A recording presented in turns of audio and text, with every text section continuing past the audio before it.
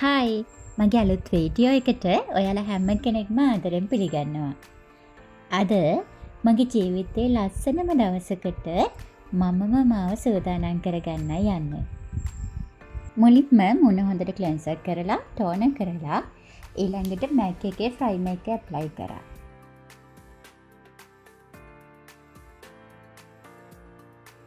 මට මේ දවස්වල නිින්ද ටිකක් අඩු වෙලා තියෙන්නේ. ඒ හින්දා ඇස් වටේ කළු වෙලා තියෙන එක මග අරගන්න ඩර්මා කන්සීලර් එක යූස් කරනවා. ඔයා හිතන්න පුළුවන් බියුටිෂියන් කෙනෙක් හින්දා ඇයි හොඳ ක්‍රීම් එකක් යූස් කරන්න බැරි ඇස් වටේ කළු වෙනවට කියලා. ඇස් වටේ කළු වෙන එකට ක්‍රීම් යූස් කරනවට වඩා හොඳම දේ මසාජ් එක. අයි මසාජ් එක කරගන්නවා ටයිම් එකක් නැති හින්දා තමයි මගේ ඇස් වටේ කළු වෙලා තියෙන්නේ.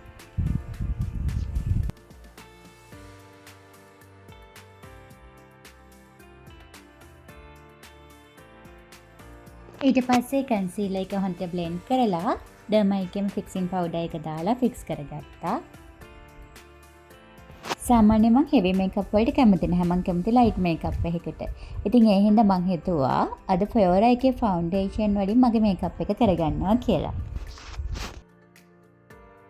මුලින්ම හයිලයිට් කරගන්න 102 නියුඩ් කලර් එක යූස් කරා. ඔයාට මේ නම්බර්ස් ඕනේ කියලා හිතනවා නම් මම ස්ක්‍රීන් එකේ මේ නම්බර්ස් මෙන්ෂන් කරලා තියන්නම්. ඊටත් පස්සේ මගේ ස්කින් කලර් එකට මැච් වෙන කලර් එක තමයි 105 සෑන් කලර් එක. ඒක ඇප්ලයි කරලා අන්තිමට 109 කලර් එක ඇප්ලයි කරා ෂේඩින් වලට. ෆොයරා එකේ ෆවුන්ඩේෂන් එකට මම පර්සනලි ගොඩක් කැමතියි. ඒකට හේතුව මේ ෆවුන්ඩේෂන් ෆුල් කවරේජ්.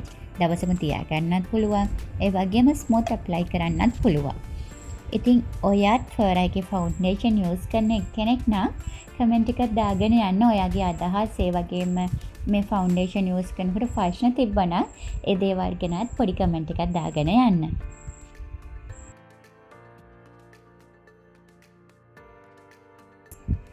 ඊට පස්සේ අයිෂැඩෝස් ඇප්ලයි කරා. ඊළඟට අයිලයිනර් එක ඇඳලා අයිබ්‍රෝස් ඇඳලා මස්කාරා ඇප්ලයි කරලා ඔය දේවල් කරලා මේකප් එක ෆිනිෂ් කරා.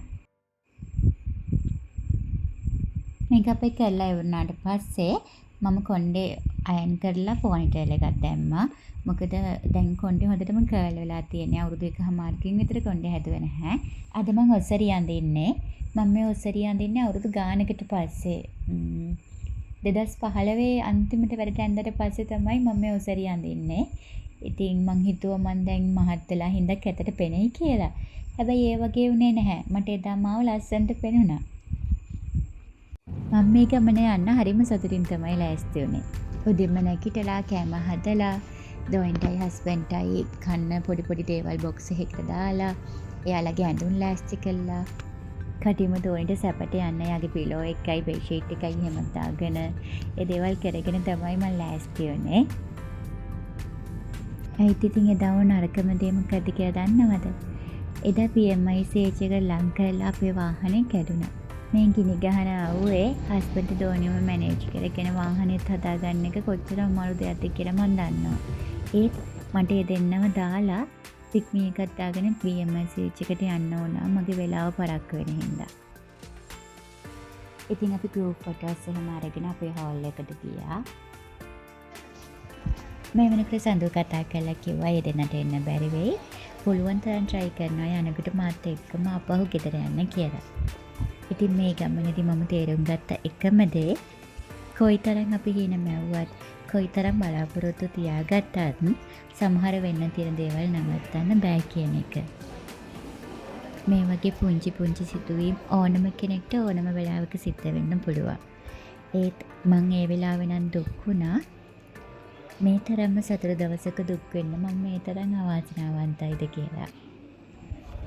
2016 කියන්නේ මගේ ජීවිතයේ ටර්නින් පොයින්ට් එකක්. ඒකේ ප්‍රතිඵලයක් විදිහට මම ඉගෙන ගන්න දේවල් වල ඉඳන් මගේ ජොබ් එක පවා වෙනස් වුණා. 2019 දී බියුටිෂියන් කෙනෙක් වෙන්නේ මේ දේවල් වල ප්‍රතිඵලයක් විදිහට.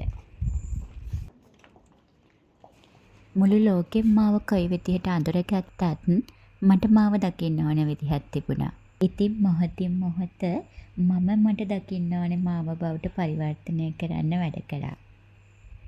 තමන්ට ලැබුණු ජීවිතය තුළ ජීවත් වෙනවට වඩා තමන්ට උවමනා ජීවිතය ළඟා කරගෙන ඒ තුළ ජීවත් වීම කොච්චර සුන්දර දෙයක්ද කියලා දැන් මට තේරෙනවා.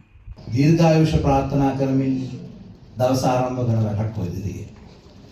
අපි ආඩම්බර විය යුතුයි මේ සම්බන්ධයෙන්. ආයුෂ බොහෝ වේවා කියා. ආයු බෝවන් කියා. ආයුෂ වර්ධනය වෙන්නේ. වැඩි වර්ධනය වෙන්නේ. කුමන දේශයකද? කුමන රටකද? ඒ සුහද ආමන්ත්‍රණය තියෙන්නේ. ඒ සුහද ආමන්ත්‍රණය කරමින් අද දවසේදී ආයුෂ් longevity ඔබ සමට අලුත් නමක් නෙවෙයි. Let me tell this in English. Established in 2015, Ayush Longevity is a pioneering education institute in Sri Lanka, offering courses in Ayurveda, Ceylon, aesthetic beauty education and massage training. We will knowledge. 2019 බියුටිෂියන් කෙනෙක් වෙලා 2020 අම්මා කෙනෙක් වෙලා 2026 වෙනකොට beauty coach කෙනෙක් වෙන්න පුළුවන් වීම ගැන මට තියෙන ලොකු සතුටක්. මගේ මේ ඉලක්කය එක දවසකට සීමා වෙච්ච නැති දිග කාලීන කැපකිරීම් වල ළඟා කර ගැනීමක්. වාසනාවකට විශ්වය මට නිවැරදි මාවත පෙන්වමින් යනවා. මේ මගේ හීනේ අවසානය නෙමෙයි. තව අපූර්ව ළඟා කර ගැනීම වෙනුවෙන් මම අදටත් සතුටින් වැඩ කරනවා. සඳුමට තලවතු කොටට එන්න කියලා ලොකේෂන් එක එවලා තිබ්බා. එතෙන්දී අපි හම්බ වුණා. ජීවිතේ මේ ගත වෙන මේ මොහොතේ පවා අපි නොහිතන දේවල්, අපි නොපතන දේවල් වෙනවා. ඒත් එකම දේ තවමත් දුක සතුට එකට බෙදා ගන්න මගේ පුංචි පවුල පරිස්සමට ලස්සනට තියෙන එක. දවසින් දවස අපේ පවුලේ පැඳීම ශක්තිමත් වෙන එක.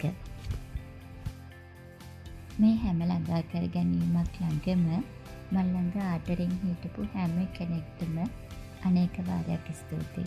හැමදාම මගේ වීඩියෝ බලන වචන වලින් මාව දිරිගන්වන ඔයාටත් ගොඩක් ස්තුතියි.